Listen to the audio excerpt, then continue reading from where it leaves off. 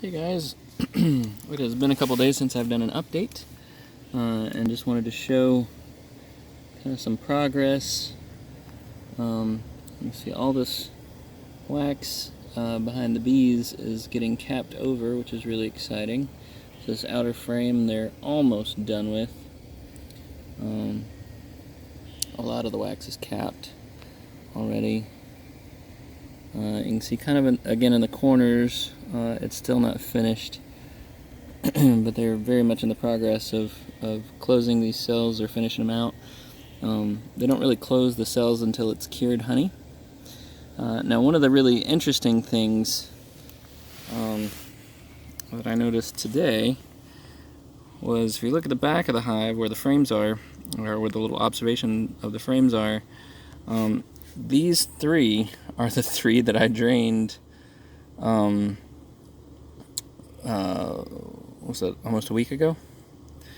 And they're already getting more honey and nectar back in the cells, which is really incredible.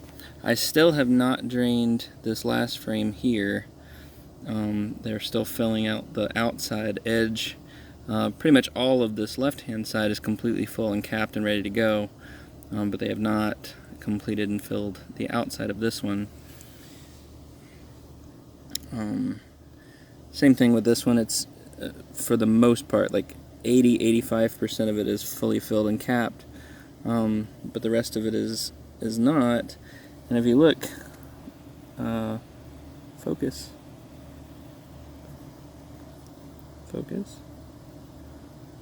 Well, maybe I can't do it that closely, but you know, the bees are still actually working on those frames. So even though this frame has not been drained yet, this frame has not been drained yet, and this outside frame has not been drained yet, I did drain these three and got about 1.5 gallons of honey, so it's roughly a half gallon per cell, or per frame.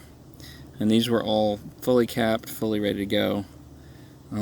These three, which should be another 1.5 gallons of honey when they're complete, have still not finished being capped. But while they're working on these three, they're adding back to the original ones that I did.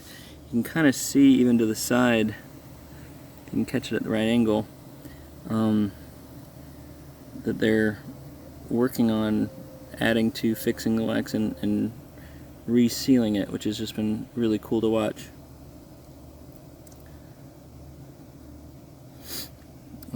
So whenever you do the flow frames, the bees go in and have to fix the wax in each of the cells, but they've obviously done that, and I'm amazed, this one specifically, that this was the very first one that I drew off of. But that's probably nectar and honey together. That lighter color I'm assuming is nectar, and the darker I'm assuming is honey. But I haven't taken these frames out to view them yet, and I probably won't until this weekend. But as far as the bees themselves go, they are rocking and rolling.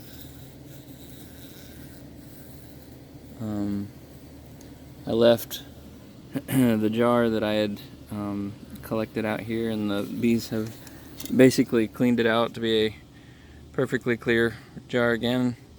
They've taken all that nectar and honey out of it, which is really great. So I can take that back inside.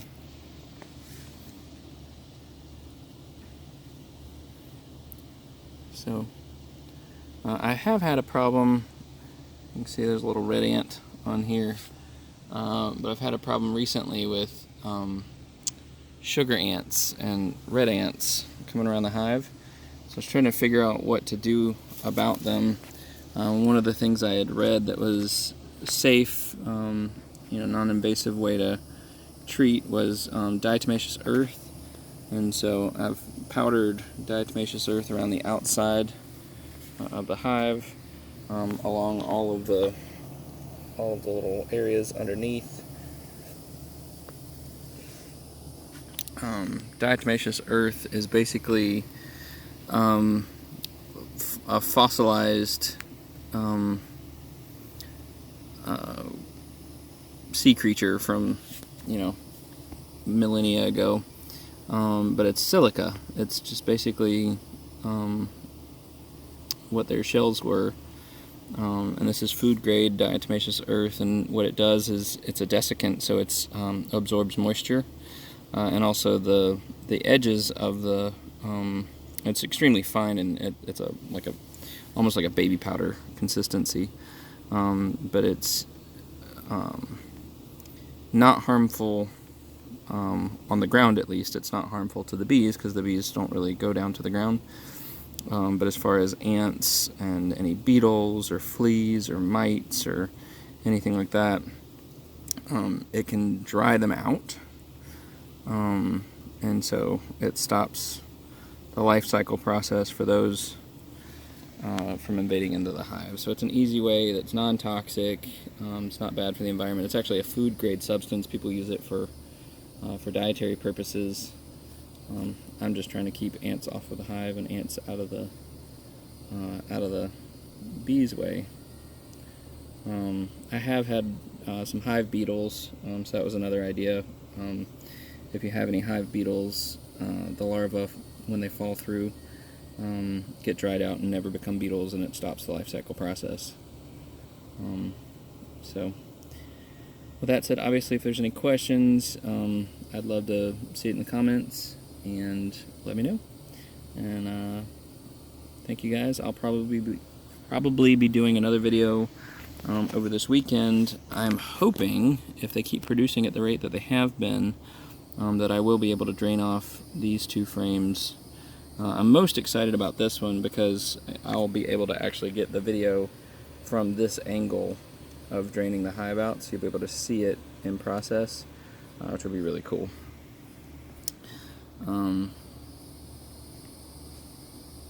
Anyway, you guys have a great day.